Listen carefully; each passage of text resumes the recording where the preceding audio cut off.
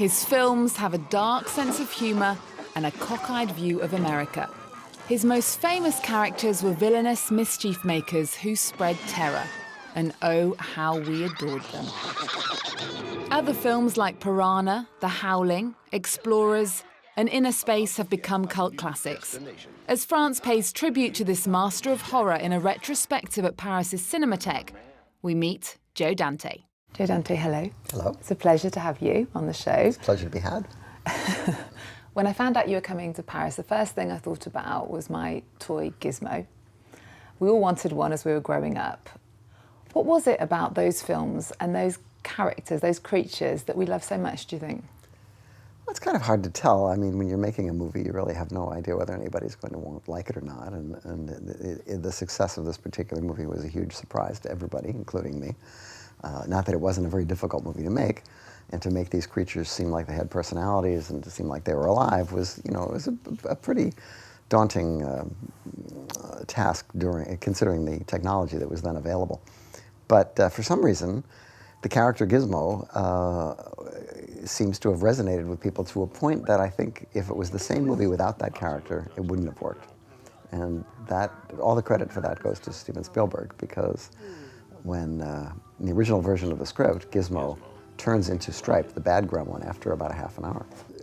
Steven became so enamored of Gizmo and the puppetry and all that kind of thing that about 3 weeks before we started shooting, he said, you know, I think Gizmo should stay in the movie for the whole movie, and he should be the kid's pal, and he should, like, and we didn't, at the moment, we had no technology to make that happen. We had to really scramble to try to find a way to make this little bucket of bolts look like it was alive for a whole movie. But I think that it was the difference between the movie being, you know, an okay movie and a movie that's become a classic.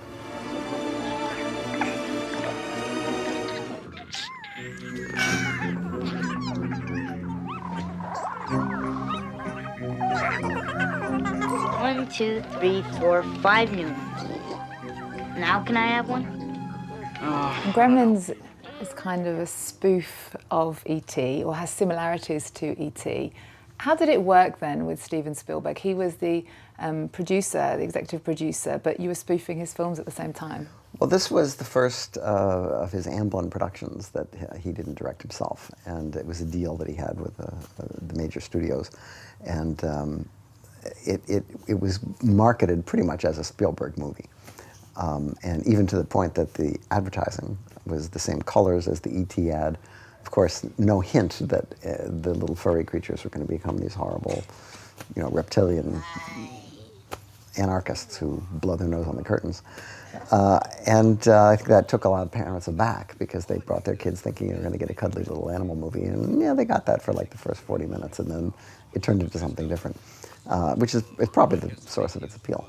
Now, it was 25 years ago, Gremlins 2, and in there's a character called Daniel Clamp.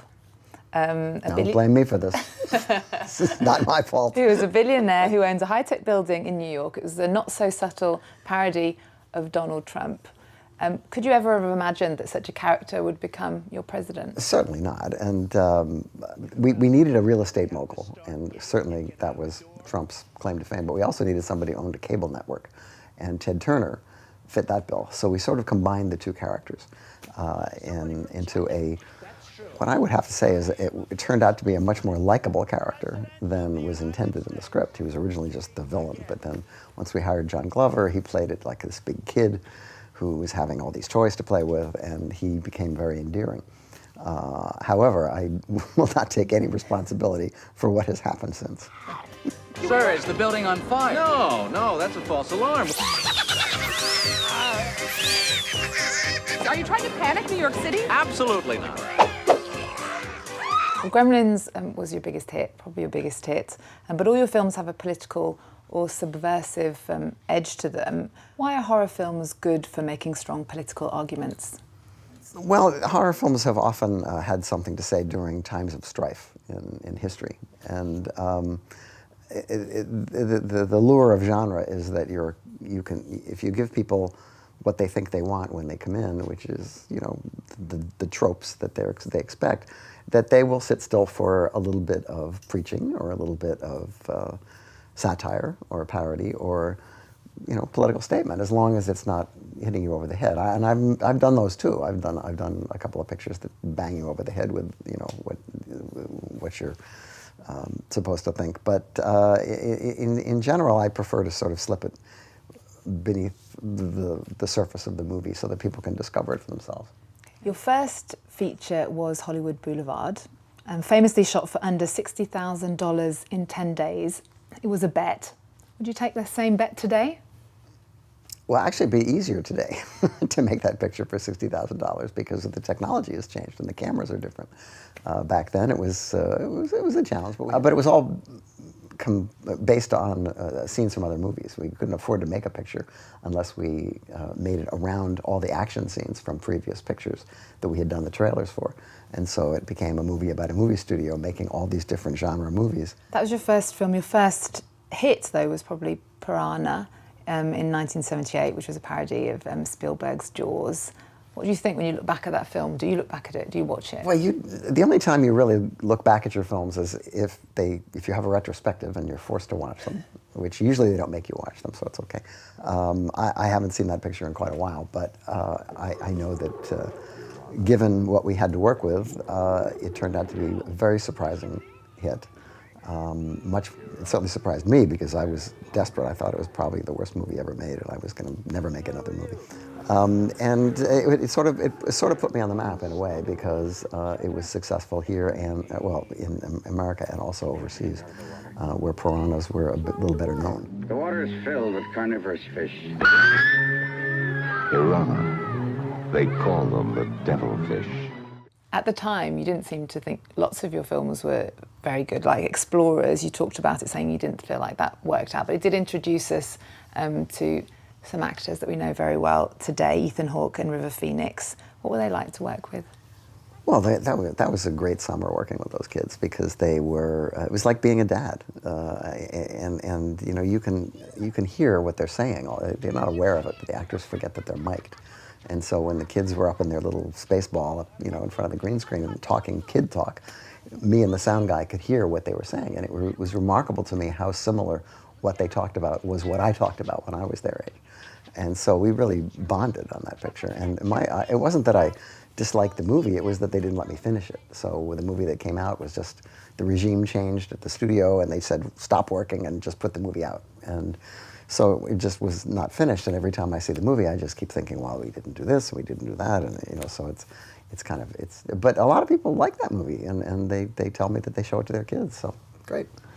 Carrie Fisher, who passed away last year, was one of the stars of your 1989 movie, The Burbs, with Tom Hanks. We rarely saw her comedic talents, though, did we? You brought them out. Wow, she was a very, very funny woman. There was nobody better to play this part of The Burbs, and she's like the scene person in the movie. Everybody else in the movie is crazy except her, and yet she's still fun. I was very lucky to have worked with her and known her. Then there was your 1998 twist on Toy Story, Small Soldiers.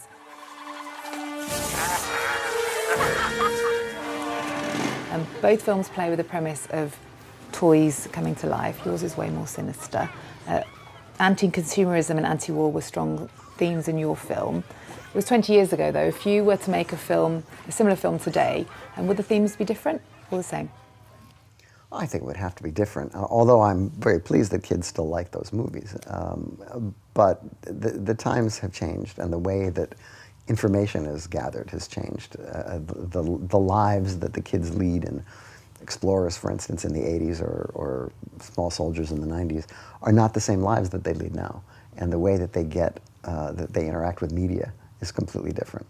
And your 2010 picture, The Hole, is a horror movie, sort of for the whole family, maybe not the little ones, but for teenagers. As a teenager, I love being scared.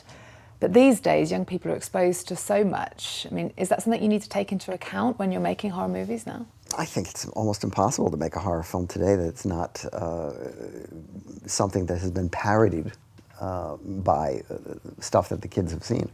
So, when the Scream movies came out, it became very difficult to make those kind of slasher movies again because here were the tropes of it being made fun of, and now the audience is so hip, and they've seen so much stuff that you have to approach genre in a different way. You have to. They still want the things that they want, but they don't want it the same way it's been served up, and so you've got to find another way in.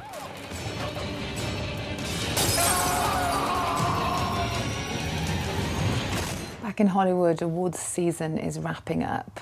Your film Inner Space in 1987 won an Oscar for special effects. Closest I'll ever get to an Oscar.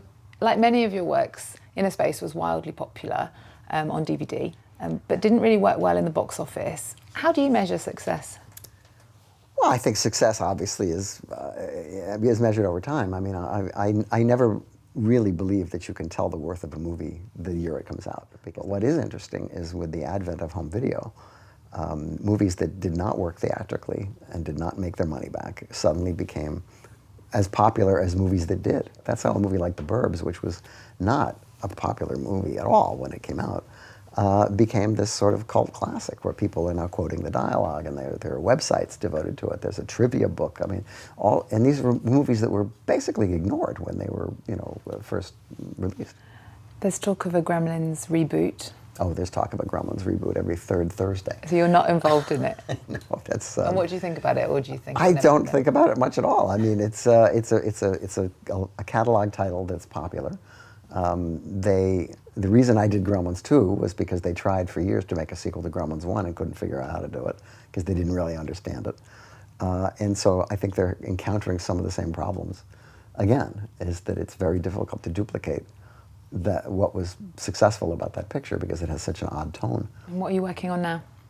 I'm hoping to work on, I'm working on my website, Trailers from Hell, which I recommend.